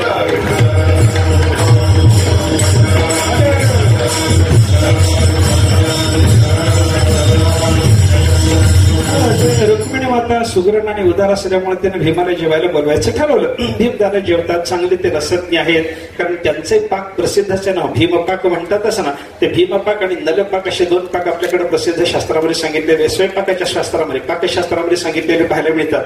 भीमपाक म्हणजे गोड पदार्थ आणि नलपाक म्हणजे खमंग पदार्थ. खमंग पदार्थाच्या बाबतीमध्ये नलाचा हात कोणी धरणार नाही आणि गोड पदार्थ तयार करण्याच्या बाबतीमध्ये भीमाचा हात कोणी धरणार नाही, म्हणून त्यांचे पाक प्रसिद्ध आहे. मग भीमाला जर स्वतःला चांगला स्वयंपाक करता येतो तर तो रसज्ञ आहे की नाही? तो रसज्ञ आहे आणि वृकोदर असल्यामुळं तो जेवणारही आहे. मग रुक्मिणी मातेनं सांगितलं, विचार केला त्याला जेवायला बोलवावं, आपण भरपूर जेव घालावं, चांगले चांगले पदार्थ करून भीमाला जेव घालून आपला सुगरणपणा आणि आपला उदारपणा या दोन्हीचं कौतुक करून घ्यावं हे रुक्मिणी मातेची भावना झाली. म्हणून देवाजवळ रुक्मिणी मातेने एका दिवशी हट्ट धरला. देवा म्हणजे भीमदादाने जेवायला बोलवा एकदा. बरेच लोक येतात, जेवून जातात, आलेल्या अतिथीचं आपल्याकडे स्वागत होतं. अतिथी देवो भव तुमची प्रतिज्ञाच आहे. पण तेव्हा तुम्ही भीमाला काही आजपर्यंत जेवायला बोलावलं नाही. देवाने सांगितलं त्याला बोलावणं, जेवू घालणं, त्याचं पोट भरून देणं आपल्या हातची गोष्ट नाही. आपण काही त्याला जेवायला बोलावणार नाही. पण रुक्मिणी मातेने सांगितलं नाही देवा बोलवा ना. बराच आग्रह झाला तेव्हा देवाने सांगितलं त्याला बोलावणं, त्याचं पोट भरून त्याला जेव घालणं ही गोष्ट अशक्य असल्यामुळं मी म्हणतो त्याला जेवायला बोलवायचं नाही. पण रुक्मिणी मातेने सांगितलं नाही देवा बोलवा ना. देवाने सांगितलं बोलवायचं असलं तर तुझं तू बोलाव, मी काही त्याच्यामध्ये भाग घेणार नाही. तुझी तू बोलाव, त्याला जेव घाल, त्याचं पोट भरलं तो गेला आनंदानं, आनंद होईल म्हणे. तो गेल्याच्या नंतर तो इथं येऊन जेवण करून परत जाईपर्यंत माझा तुझा काही संबंध नाही म्हणे. मी निवांत झोपलेला असेल, मला उठवायला सुद्धा यायचं नाही. परमात्म्याने सांगितलं. बरं एवढं नवऱ्याने सांगितल्याच्या नंतर त्या बिचारीने ऐकायला पाहिजे की नाही, पण तिनं विचार केला नाही नवऱ्याला कळत नाही, आपल्यालाच कळतं. आणि बहुतेक त्याच रुक्मिणीची नाही, जगातल्या सगळ्या रुक्मिणीची हीच भावना आहे की नवऱ्याला कळत नाही. सर्वज्ञ असलेल्या भगवंताला काही कळत नाही असं जर रुक्मिणीला वाटलं तर आपल्या रुक्मिणीला वाटलं तर नवल वाटायचं काय कारण. ज्याच्याकडे सर्वज्ञता नाही त्याला ती असर्वज्ञ समजत असेल तर नवलाचं काहीच नाही. सर्वज्ञाला असर्वज्ञ समजणारी ती जर रुक्मिणी आहे, मग तिने काय केलं, नाही म्हणे देवा तुम्ही निवांत राहा, मी त्यांना निरोप देते, मी सगळे पदार्थ करते, मी जेवू घालते आणि मग भीमदादाकडून मी माझं कौतुक करून घेते की नाही बघा. देवाने सांगितलं तुझं तू बघ. रुक्मिणी मातेने निरोप दिला. भीमदादाने निमंत्रण स्वीकारलं. भीमदादा जेवायला आले, जेवायला बसले. रुक्मिणी मातेने सगळी पदार्थाची सिद्धता केलेली होती. पानात अन्न वाढल्याबरोबर दुसरा पदार्थ घेऊन येईपर्यंत पहिला पदार्थ संपलेलाच असायचा. भात वाढल्याच्या नंतर भाताला वरण लागतं म्हणून रुक्मिणी माता वरण घेऊन यायला गेली की वरण येईपर्यंत बाबाचा भात संपून जायचा. सगळं संपून चाललं. एक एक एक एक करता रुक्मिणीच्या घरातले सगळेच्या सगळे पदार्थ संपल्यानंतर रुक्मिणी मातेने विचार केला आता काय करू. बरं द्वारका येते, द्वारकेमध्ये काय अन्नाला कमी असायचं कारण नाही. रुक्मिणीच्या 34,16,107 जणी सगळ्यांना निरोप दिला तुमच्या घरचं अन्न आणून द्या. भीमदादा जेवायला आले, त्यांची तृप्ती होत नाही, अलमबुद्धी त्यांना निर्माण होत नाही, या घेऊन या. सगळ्यांनी आदराने पदार्थ आणले. रुक्मिणी मातेच्या घरामध्ये सगळ्याच्या सगळे यायला लागले, सगळ्याच्या सगळे यायला लागल्या स्त्रिया, त्यांनी आपले आपले पदार्थ वाढले. या बाबाने आणा येऊ द्या, आणा येऊ द्या चालूच ठेवलं. लाभ रे बरकत रे चालूच आहे. एका मागून एक घास खाणं या भीमाचं चालूच. तृप्ती काही नाही, अलमबुद्धी नाही, पुरे वाटत नाही. अशी अवस्था भीमाची पाहिल्याच्या नंतर सगळ्याच्या घरातलं सगळं अन्न जेव्हा संपत चाललं, रुक्मिणी मातेला चिंता निर्माण झाली. देव म्हणत होते त्याला बोलावणं, त्याला जेव घालणं, त्याचं पोट भरू देणं सोपी गोष्ट नाही. आपण ऐकलं नाही, आपली चूक झाली हे नंतर कळतं, त्याला इलाज नसतो. ते कळाल्याच्या नंतर रुक्मिणी मातेने विचार केला आता काय करू. आता दुसरा देवाच्या शिवाय आपल्याला याच्यातून मार्ग दाखवणारा कोणी नाही. देवाला शरण गेलं पाहिजे. परमात्मा डोक्यावरून पांघरून घेऊन ताण पडलेले होते आणि अशा अवस्थेत रुक्मिणी माता देवाच्या जवळ गेली. हळूच देवाचे पाय दाबायला लागले. पाय दाबायला लागल्याबरोबर देवाने विचारलं कोण आहे. रुक्मिणी मातेने सांगितलं मीच आहे देवा. काय रुक्मिणी भीमदादा गेले का. गेले का म्हटल्यानंतर हिनं सांगितलं नाही गेले नाही. देवाने दोंडावरचं थोडस बाजूला केलेलं पांघरून पुन्हा गच्चा ओळून धरलं आणि म्हणायला लागले तो गेल्याच्या शिवाय मला उठवायला येईल. आता काय करता. रुक्मिणी माता देवाला अनन्य झाली आणि म्हणायला लागले देवा शरण आले मी तुम्हाला, मला आता अडचणीतून मार्ग दाखवायला पाहिजे. काय अडचण झाली रुक्मिणी. भीमाचं पोट भरत नाही. मी तुला सांगितलं होतं ना रुक्मिणी, देवा मी ऐकलं नाही. आता मला त्याचा बोध झाला, मला क्षमा करा, पण एवढ्या अडचणीतून देवा मला बाहेर काढा. अशी रुक्मिणीनं प्रार्थना केल्यानंतर ते उठून बसले आणि बसल्या बसल्या देवाने सांगितलं रुक्मिणी एक काम कर म्हणे, एक लाडू घे. ते म्हणायला लागले लाडू राहिलाच नाही म्हणे. आकाशी घरामध्ये लाडू राहिला नाही. लाडूचा चुरा असेल ना, लाडूचा चुरा घे. एवढी एवढी त्या लाडूची गोळी तयार कर, त्या चुऱ्याची गोळी तयार कर. भीमाच्या समोर जा आणि पानात वाढता वाढता हा कुंती मातेच्या हातचा प्रसाद आहे म्हणून त्याच्या पानामध्ये वाढ, त्याची तृप्ती होते की नाही बघ म्हण. मग रुक्मिणीने काय केलं, लाडूचा चुरा एकत्रित केला, गोळी तयार केली, भीमाच्या समोर गेली आणि सांगितलं भीमदादा आमचं अन्न सगळं संपलं, आता मी जे तुम्हाला वाढायला लागले हा कुंतीच्या हातचा प्रसाद म्हणल्याबरोबर बाबाने तू केलंच रे. ढेकर आलाच, तृप्ती झालीच त्याची. आणि तृप्ती झालेली पाहिल्याबरोबर भीमदादाने विचारलं रुक्मिणी तुला हा मार्ग कोणी सांगितला म्हणे. रुक्मिणी माता म्हणायला लागली देवाच्या शिवाय मला कोण सांगणार. माझं उदाहरण संपलं.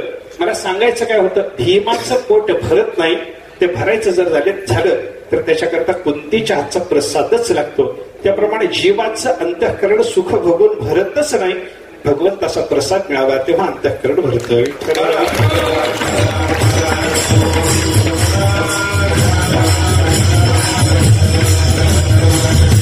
म्हणून परमात्मा सांगतो तुम्ही माझा संबंध धरा, सगळेजण माझ्या पाठीमागे या आणि मग तुम्हाला आजच आणि पोटभर पुरेल म्हणा तोपर्यंत सुखाचं भोजन देतो.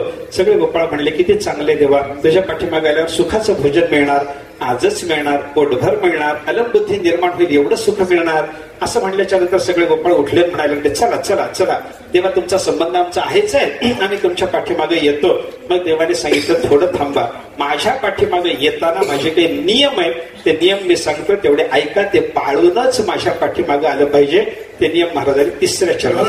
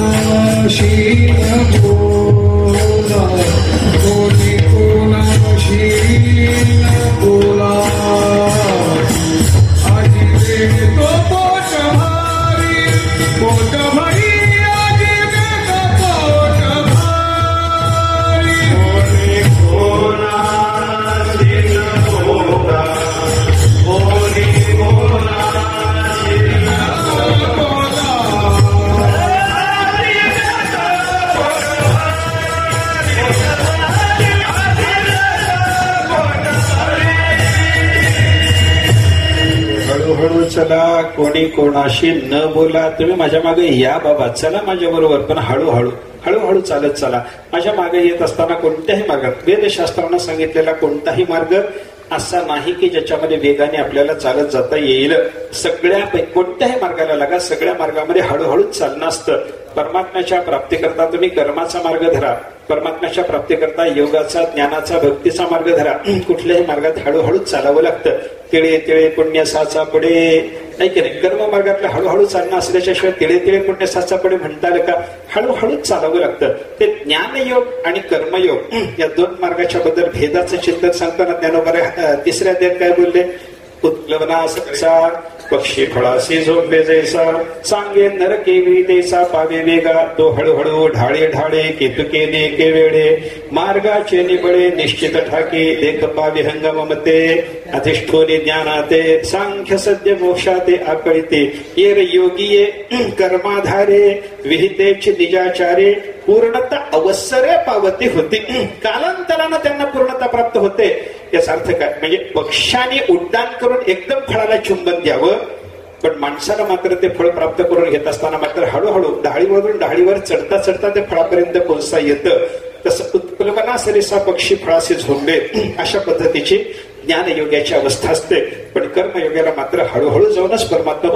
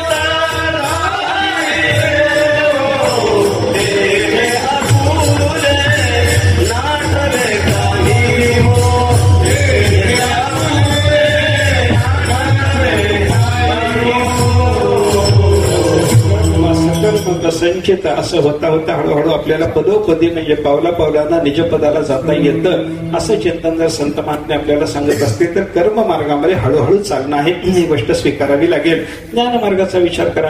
आता आपण उत्प्लवना सरिसा पक्षी फळाशी झोपले जैसा हे कर्म मार्गाच्या तुलनेत ज्ञान मार्गाचं चिंतन जेव्हा पाहिलं तेव्हा तिथे एकदम कर्मपदाला जाणं शक्य झालं. असं चिंतन जरी करता आलं तरी ज्ञान मार्गामध्ये तरी एकदम जाता येतं का? हो, आत्मावारे द्रष्टव्य हा, पण कशा कोणत्या साधनेने द्रष्टव्य हा? मग त्याच्याकरता श्रोतव्य हा, मंतव्य हा, निधिध्यासितव्य हा, हे आहेच आहे ना. मग अगोदर श्रवण करा, त्याच्यानंतर दुसरी पायरी म्हणून मननात चला, मननाच्या नंतर तिसऱ्या पायरीवर म्हणजे निधिध्यासनात चला, मग आत्मसाक्षात्कार आत्मावारे द्रष्टव्य हा त्याच्यानंतर व्हायचं. असं जर असेल तर ज्ञान मार्गामध्ये सुद्धा हळूहळूच चालणं आहे, ही गोष्ट आपल्याला स्वीकारावी लागेल. योग मार्ग कसा आहे? योग, नियम, आसन, प्राणायाम, प्रत्याहार, धारणा, ध्यान आणि मग समाधी. 8व्या पायरीवर तुम्हाला समाधी सिद्ध होणार जर असेल तर योग मार्गामध्ये सुद्धा हळूहळूच चालावं लागतं, ही गोष्ट आपल्याला स्वीकारावी लागते बरं का. योग मार्गात हळूहळूच चालणं आहे. माणसं सध्या योगाच्या मागे बरीच लागलेली आपल्याला दिसतात बरं का. योगा योगा म्हणून सगळे लोक योगाच्या पाठीमागे लागलेले आपल्याला पाहायला मिळतात. पण ह्याला हरकत नाही. हा योग योगाच्या पाठीमागे लागणं याच्यामध्ये काही चूक आहे असं मला म्हणायचं नाही. पण ज्या क्रमाने योगाचं अनुष्ठान व्हायला पाहिजे, ऐका, ज्या क्रमाने योगाचं अनुष्ठान व्हायला पाहिजे त्या क्रमाने योगाचं अनुष्ठान झालं नाही तर योगाचा खरा फललाभ आपल्या पदरामध्ये पडत नाही बरं का. आता सध्या माणसं काय करतात, एकदम प्राणायामाला लागतात, पण यम, नियम, आसन आणि त्याच्यानंतर प्राणायाम आहे हे लोक विसरलेत सध्या बरं का. म्हणून यम, नियम, आसनाच्या नंतर जर प्राणायाम घडला, या पायऱ्या पायऱ्याने जर आपण गेलो तर प्राणायामाच्या योगाने चित्तजय हे जे फल आहे ते फल प्राप्त होतं. नाहीतर शरीराला काय लाभ व्हायचे असतील ते होतील, पण चित्तजय काही होणार नाही बरं का. म्हणजे क्रमाक्रमाने जाण्याच्या योगानंच योगाचं खरं फल मिळत जर असेल तर योग मार्गातही हळूहळूच चालणं आहे. विठ्ठल विठ्ठल.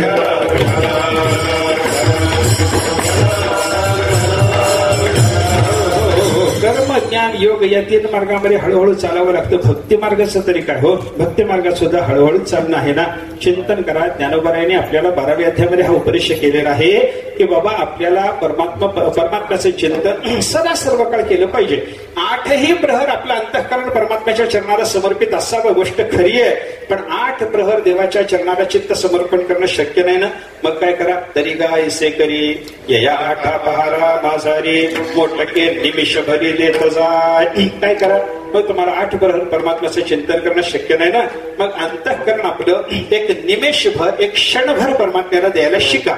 एक क्षण देवाला आपण जर दिला तर काय होईल, ज्ञानोबा सांगतात. मग जे का निमिख देखेल माझे सुख ते तुले अरोचक विषयी घेईल.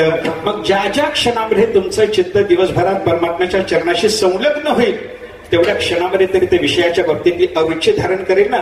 मग अरुची धारण करायला लागल्याच्या नंतर पुढे काय होतं, ज्ञानोबाराने सांगितलं. शरद काळ रिगे आणि सरिता गोहटू लागे तैसे चित्त काढेल वेगे प्रपंचवने. मग काय होईल पुढं, मग पुनवे हुनी जैसे शशिबिंब दिसे हार पतावसे नाहीची होय. असं होता होता शेवटी काय होतं, तैसे भोगा अतुनी निगता चित्त मज माझी रिगता हळूहळू पांडुसुता भीमीची होईल. परमात्म स्थिती चित्ताला प्राप्त करून घेण्याकरता अगोदर पहिल्यांदा काय करा, 8 प्रहारात निमिषभर देवाचं चिंतन करा. तेवढ्या निमेषापुरतं चित्त तुमचं विषयाच्या पासून बाजूला व्हायला लागलं की त्या निमेषाची संख्या हळूहळू वाढायला लागेल आणि ते संसारापासून विरक्त झालेल्या निमिषाची संख्या वाढता वाढता शेवटी एक दिवस असा येईल की संसारातून संपूर्णपणे चित्त निघून जाईल, परमात्मा स्वरूपाच्या ठिकाणी प्रविष्ट होईल. पण ही सगळी प्रक्रिया हळूहळू होऊनच परमात्मा स्थिती प्राप्त होते. विठ्ठल विठ्ठल.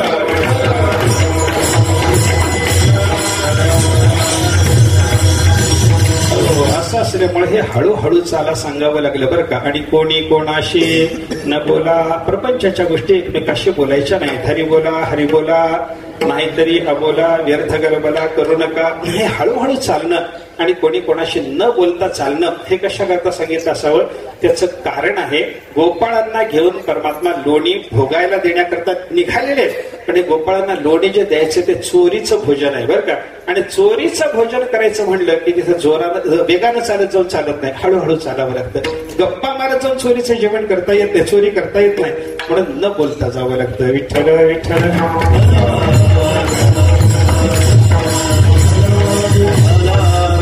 आत्मसुखाचं भोजन हे सुद्धा चोरीचंच भोजन आहे हो.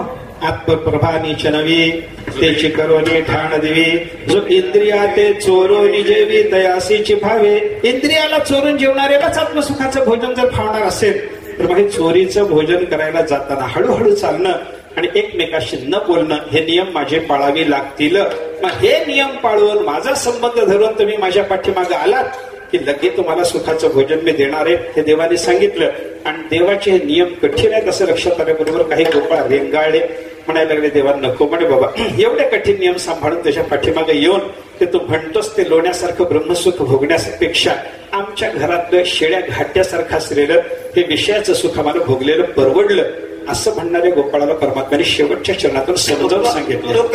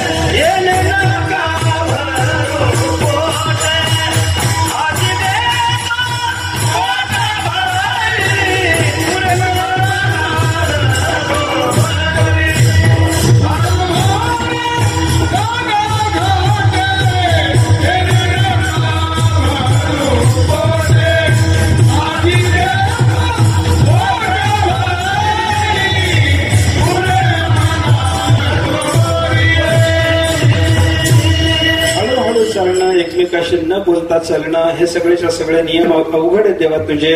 आम्हाला आमच्या घरच्या विषयाचं सुख परवडलं असं जर गोपाळ बोलले तर भगवंताने सांगितलं, तू काय म्हणे सांडा घाटे, हे घाट्यासारखं असलेल्या विषयाचं सुख सोडून द्या.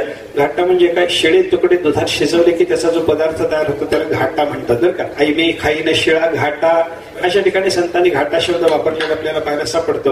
घाटा म्हणजे तुकडे, शिळे तुकडे ते दुधात शिजवायचे बरं का.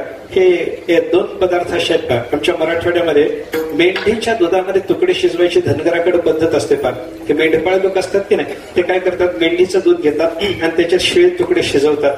तरी खाऊन बघा, फार चांगला पदार्थ असतो, चवीला फार चांगला असतो. मेंढीचं दूध किती सकस असतं बघा तुम्ही. मेंढीचं दूध काढून ठेवल्याच्या नंतर त्याच्यात चांगलं निरसं मेंढीचं दूध जर असं काढून ठेवलं ना, तर थोड्या वेळाच्या नंतर त्याच्यावर तुपाचाच तवंग येतो. त्याला साय आली, मग त्याला पुन्हा त्याच्यावर प्रक्रिया करावी लागली, मग तूप. असं नाही, मेंढीच्या दुधावर एकदम तुपाचा तवंग आलेला असतो, मी पाहिलेले ते. आणि त्या मेंढीच्या दुधामध्ये हे शिळे तुकडे शिजवायचे, त्याला आमच्याकडे मेदगं म्हणतात. मेदगं म्हणजे मेंढीच्या दुधामध्ये शिजवलेले तुकडे. आणि गाई म्हशीच्या दुधात जर तुकडे शिजवले तर त्याला घाटा म्हणतात. विठ्ठल विठ्ठल.